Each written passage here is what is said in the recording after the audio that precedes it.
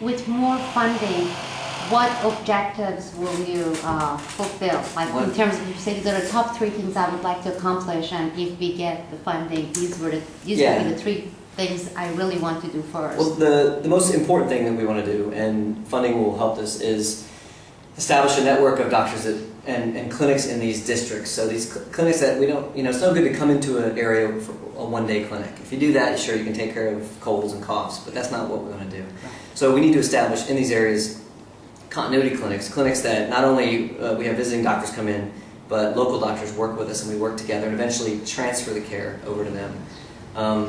And that takes time and money. We have to get some people over here to initially set up these clinics, and it's a lot of administrative work. And when you say administrative, with government here to get permission? We have permission, but that took us a little time. We just got permission, and I've been doing this for a while. So we've gotten permission from the capital of the province, and once they say yes, all the districts will say yes. Okay, so now that you have it, you can, if you have the funding, you can expand it. You don't have to go through the same paperwork bureaucracy. Right, and they will help us a lot. And we're the first health-related charity in Central Vietnam working with healthcare of adults. I mean, there's charities here working with children and disabilities, but so we have a lot of.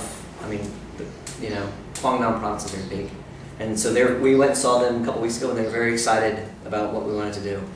And basically said, just let us know what you want to do, which is kind of an open door, and there's a lot, it's a little overwhelming. So we're going to have to focus on, there's a lot of heart defects and a lot of things in adults which are, one person has, and it takes a lot of resources to help that person out, and we're willing to do that, but that can bog you down. And we're trying to focus ourselves on these chronic diseases, monitoring for them, treating them, and educating the doctors on how to do it. Because I think that for us is going to be the biggest impact. And for any required tests, do you still have to send them to the Vietnamese hospitals? Let's say this lady needs follow-up for blood. Sure, we do. If I had an unlimited funding, which I'm sure is out there somewhere, I would love to have a clinic here where I could do all that stuff. Even if it was in Hoi An, just a clinic or a small hospital that was charitable and that took care of patients, where we could do X-rays and labs, and I can only do so much here. We can actually check for anemia here, we can check their urine, and we can check for diabetes, but it would be nice to have a one-stop shop. They come in, we get them sorted out, and then we get them on a treatment plan and send them. And that could even be portable. It's not the equipment, you can't bring an X-ray machine, but we could do basic blood work, all that. Back in the States we have very small machines for all this stuff. We can even do ultrasounds. We could do our own ultrasounds of the abdomen and echoes, and that would be great.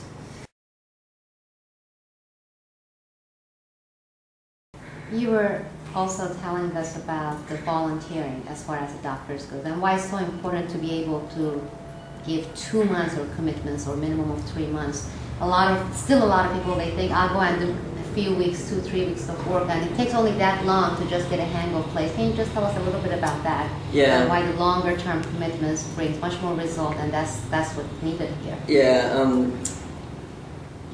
Just coming to Vietnam from anywhere in the West it's a big culture shock. It's a big, it's jet lag and everything. It literally takes you, I think it takes you a week and a half just to get yourself accustomed to being in Vietnam.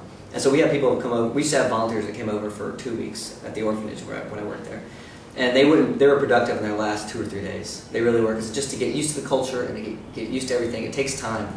And even as a doctor coming over, they need to be here for a certain amount of time. You're going to spend the first 2-3 weeks getting used to the culture, and then you're productive, and that's when we want you.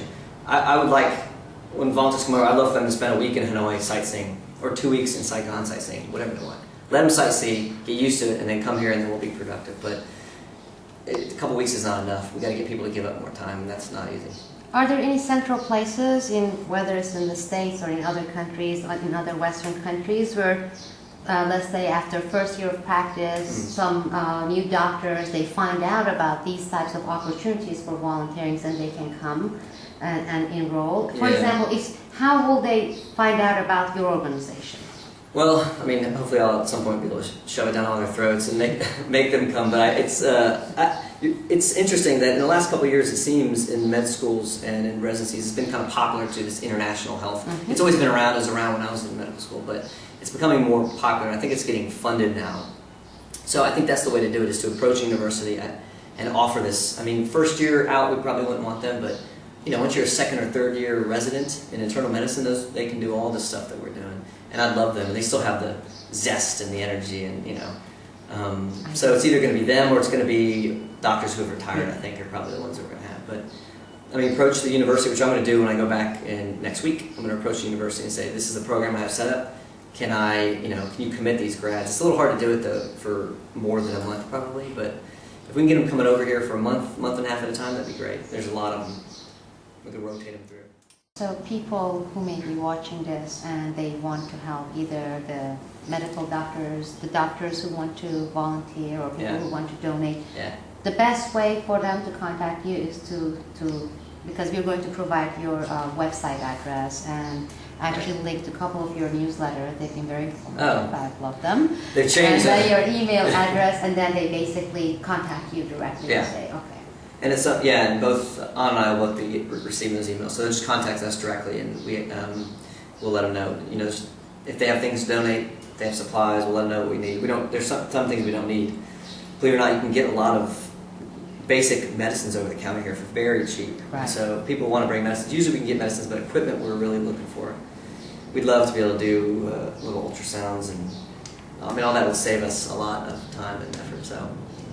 Right. And in addition to doctors, how about like physiotherapists? Yeah. When I say, I don't work alone. I work with 5 other charities here in town, and they all do great stuff. And physiotherapists are in need in town through all the different charities. Good physiotherapists, nutritionists, we love nutritionists. Speech therapists, you find a speech therapist, it's like finding gold. They're hard to find, and we need them over here. So speech therapists, physios, and nutritionists are big. And people who are good in healthcare, nurses are fantastic. I love nurses.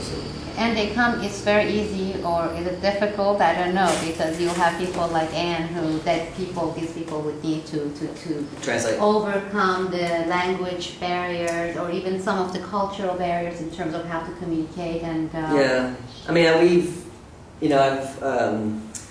one of my last volunteers was going to help me set up this kind of like a little booklet on the quick education when you come to Vietnam, just kind of get you past all these things. Because a lot of people, they get intimidated. Oh, the language difference, the culture difference, so they try to go and pick somewhere else.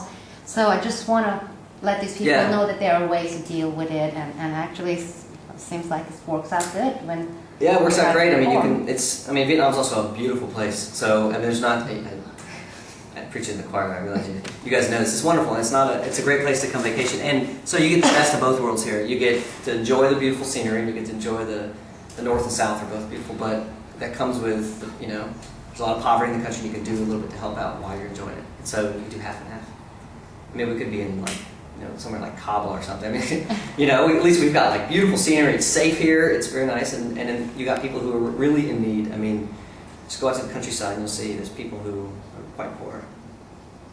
Anything that I should ask? Because